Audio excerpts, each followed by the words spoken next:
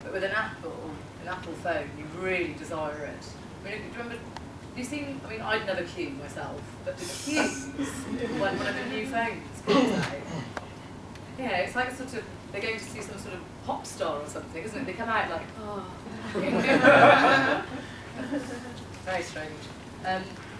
But at times, sorry, at times I think that it's organized.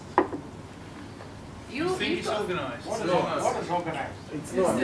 You have some conspiracy theories. Because I don't understand why people would just literally queue all night. Queue I want to be the first to have that product and everything. And it will just be there. And what surprises me is that every edition of the phones, I mean, they do that. Why? It's called brand magic. And they will televise them. Okay, Brand magic. yeah, it's good. It's good show business. It's not like a So you don't think it's going to be state managed? No, not at all. They televise them live. That's the thing.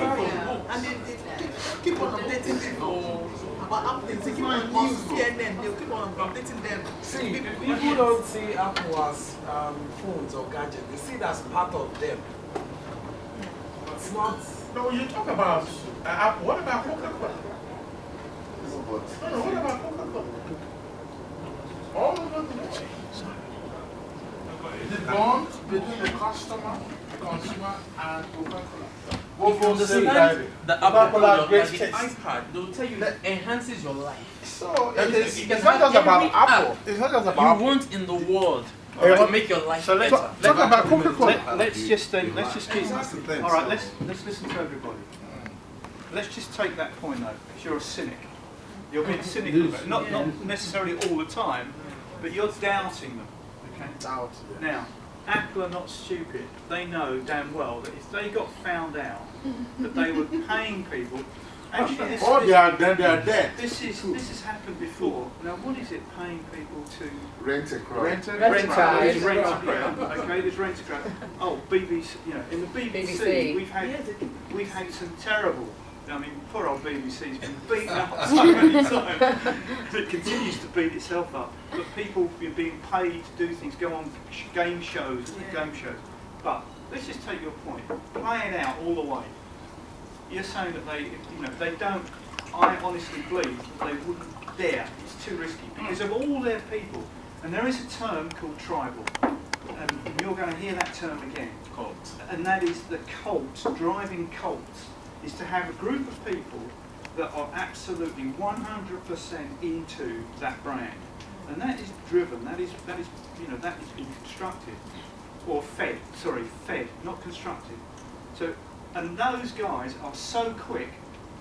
The slightest thing that goes wrong. Claire, we were talking. You mentioned about Mr. and Mrs. Smith. Yeah. The travel. It's travel critics, isn't it? They've managed boutique properties around the world. And they've now got their own boutique properties. The slightest thing, and they're on that, and it's straight posted on the web. Okay. So I don't believe it's true. I don't believe it's true. I think that the thing is they have a limited amount, and the queue is so long that it goes beyond the limited amount to ridiculous. It's so ridiculous. In fact, Meg put up a picture of a guy coming out. One of the things earlier, yesterday, of a guy coming out of an Apple store with an Apple bag. And he is truly, I've got it. And they all come out. And yes, they do televise it, but wouldn't you?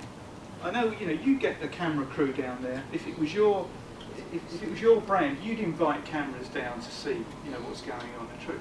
But you've got to be transparent in that. So I doubt that. You see where this is coming from? I read an article in the FT that talked about brands having such an amount of so on Facebook. I like this, I like that, and most of them are actually fake. They do it. Okay, give us more detail on that. Well, I can't remember now, but I know that brands now these days organize. Votes, yeah. Vote. I like me. Yeah, like me, exactly. Like. And they are in reality, it is not correct. It's not true. And that is true. That is true, and there is an element of that.